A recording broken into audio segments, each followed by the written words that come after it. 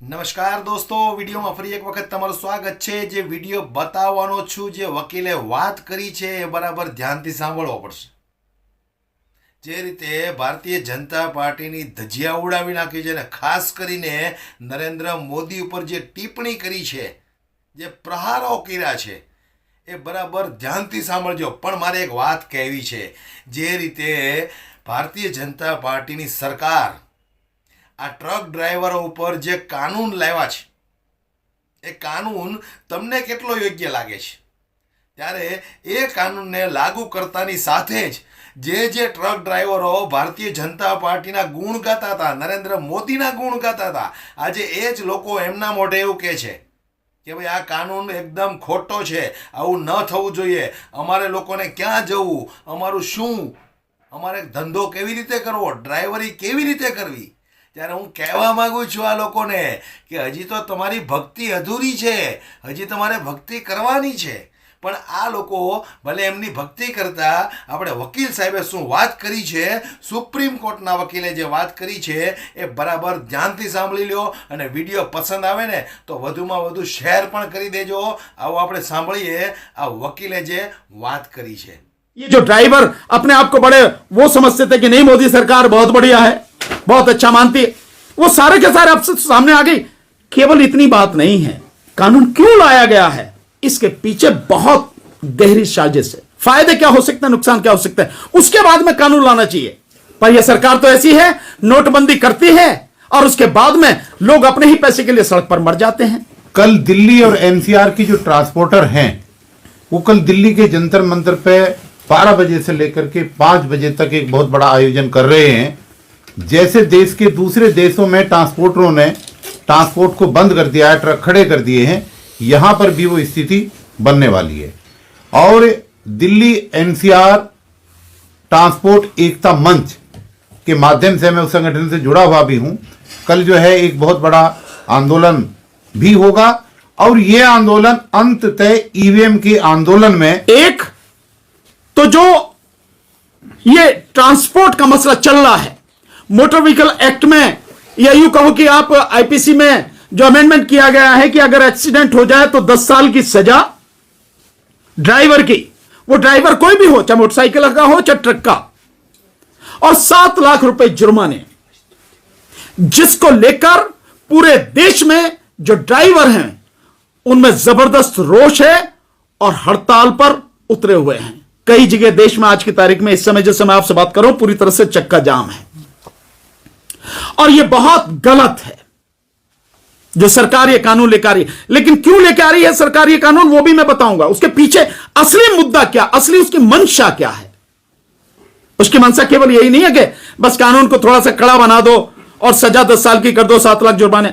नीयत कुछ और है।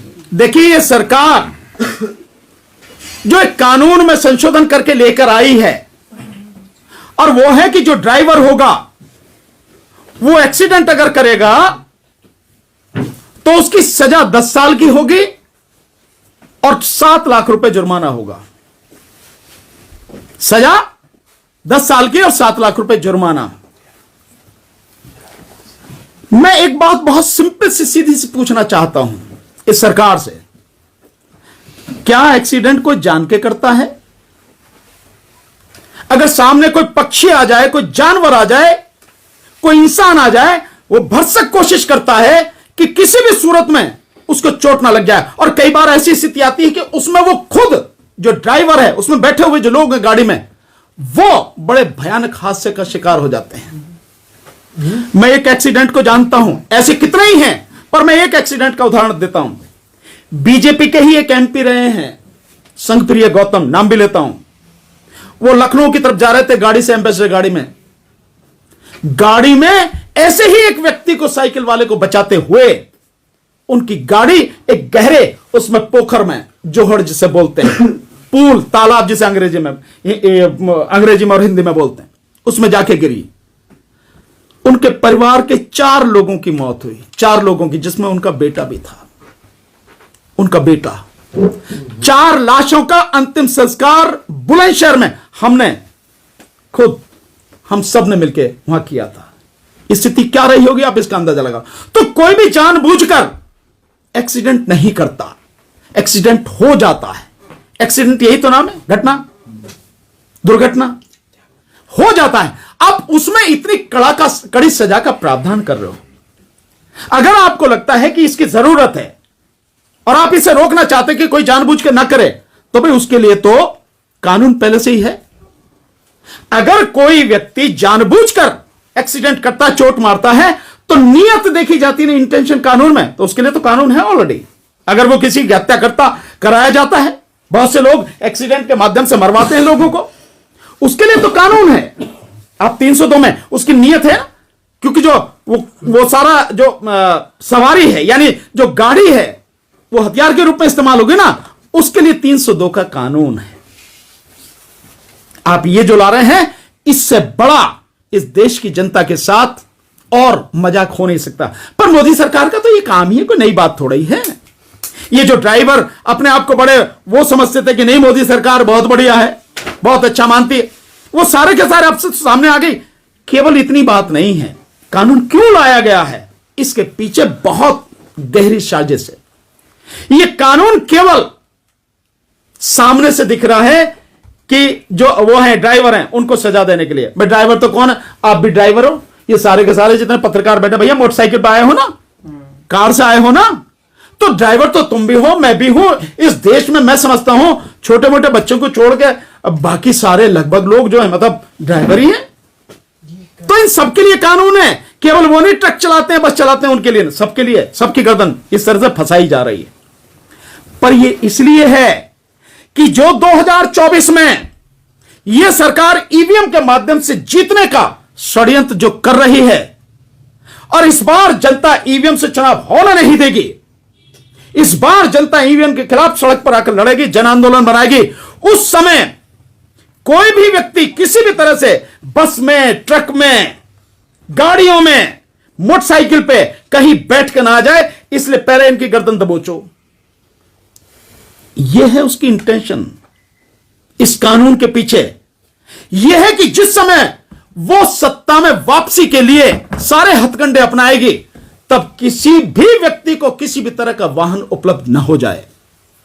यह है गहरी साजिश, इसलिए सारे के सारे काम किए जा रहे हैं।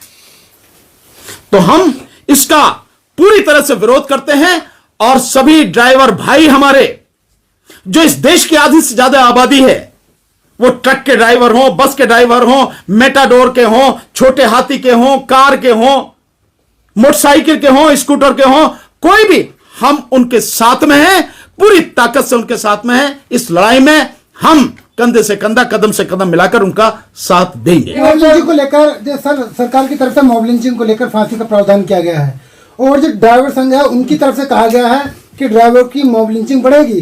तो अब क्या जो मॉब लिंचिंग होगी वो भी फांसी के दायरे में आएगा? बिल्कुल नहीं होंगे। मॉब लिंचिंग कौन कर रहा है? बीजेपी और आरएसएस से जुड़े हुए लोग हैं। आप उनकी सारी देख लीजिए। गाय के नाम पे कौन मार रहा है?